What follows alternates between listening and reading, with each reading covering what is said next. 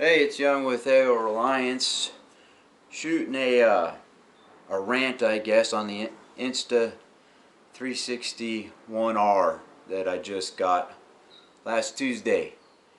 I got the twin edition, so it came with the 4K lens, and it came with the 360 degree dual lens.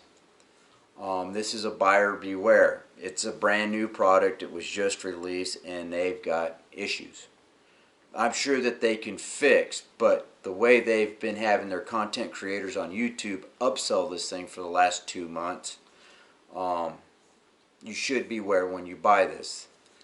This is 100% dependent on the phone app. If you don't have a phone capable of the minimum requirements to push the app, the camera is basically useless to you, because there really isn't a workaround from the phone app, because the way they store the data that when you film is not an MP4, it's in INSV. So unless you have something on your laptop that can pick up INSV already and then convert it to an MP4, which I don't, there's pretty much no workaround. You've got to have a phone. But fortunately, I've got a phone that meets the minimum requirements. So strike one to this camera is that it doesn't film in an MP4 format like 99% of everybody else. That's strike one. Strike two, on the 4K, I got this because the other action cam I've got only shoots in 1082. It's actually the camera I'm filming this on as a jab at Insta360 that I have to use a 4-year-old Sony action cam to bring this to you, because this thing on the app is just unworkable. So in 4K, when you make your film or your video, which I did, it was like my 5th attempt. It was a minute long, and it was a rant about how bad the workflow of this camera is. I download it.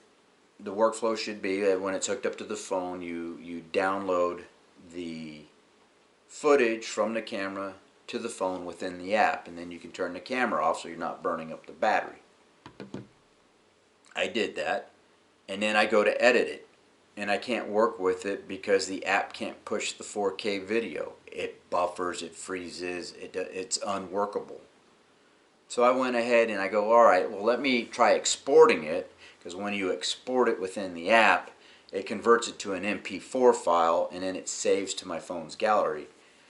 That 1 minute and 12-second video took about 35 minutes to export within the app.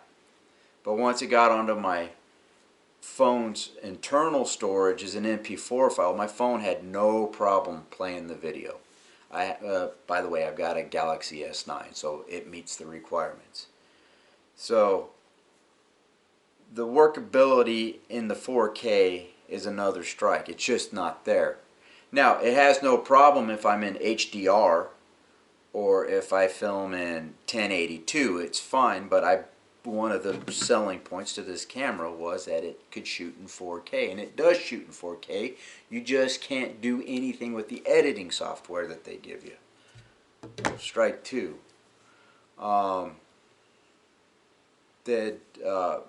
I move over to the 360 degree lens. Now that, fortunately, works well with the app and the phone, and I'm able to edit and do everything you're supposed to as advertised. The only gripe or complaint I got about it is that I made a 22-second, I edited down a 22-second clip, I added music to it, saved it, within the app, and then when I went to post it in my story along with a video that was shot with the 4K module, when I clipped them together, the music in the 360 video disappeared.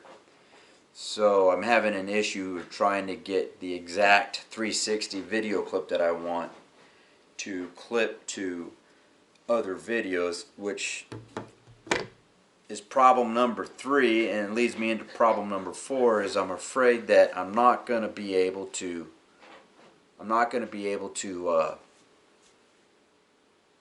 just export these on within the phone, turning it into an MP4 file, throwing it onto my computer, and then pulling footage from my drone, my phone, this action cam, and my camcorder from all the shots that I've captured over my 3-day weekend in the woods and compile it on the computer.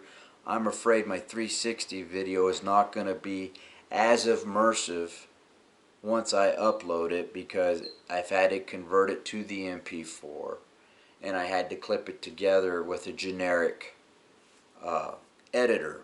So strike number 5. So if you're like me, guy who works for a living, and you're just trying to capture what's going on your 3-day weekend up in the woods or doing your power sports, whatever it is you're doing, and you don't want to spend your entire weekend fiddling around with a camera and its phone app, and then the entire next week of trying to figure out how you're going to put it all together without spending hours of exporting within the app and using the editing software there, I would go with a GoPro until they get the bugs ironed out on this. And I'm not concerned about Insta360 not favoring my video here, because I'm not one of their content creators. I'm a customer.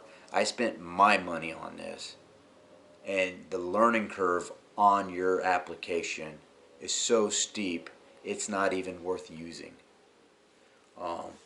Hopefully it's just because it's a new product and they got to work all the bugs out of it still with firmware updates. But if that's the case, you should have probably held back on releasing this another 6 months until you did, because my experience with this, and I'm having to upload this video with a 4-year-old Sony action cam 5 days later, should speak volumes to how cumbersome this camera and its software is to use. But I bought it. I made my bed. I'm going to stick with it. I'm going to try my best to use it and utilize it as I can, because like I said, I need a second perspective on the truck. So fix your stuff, Insta.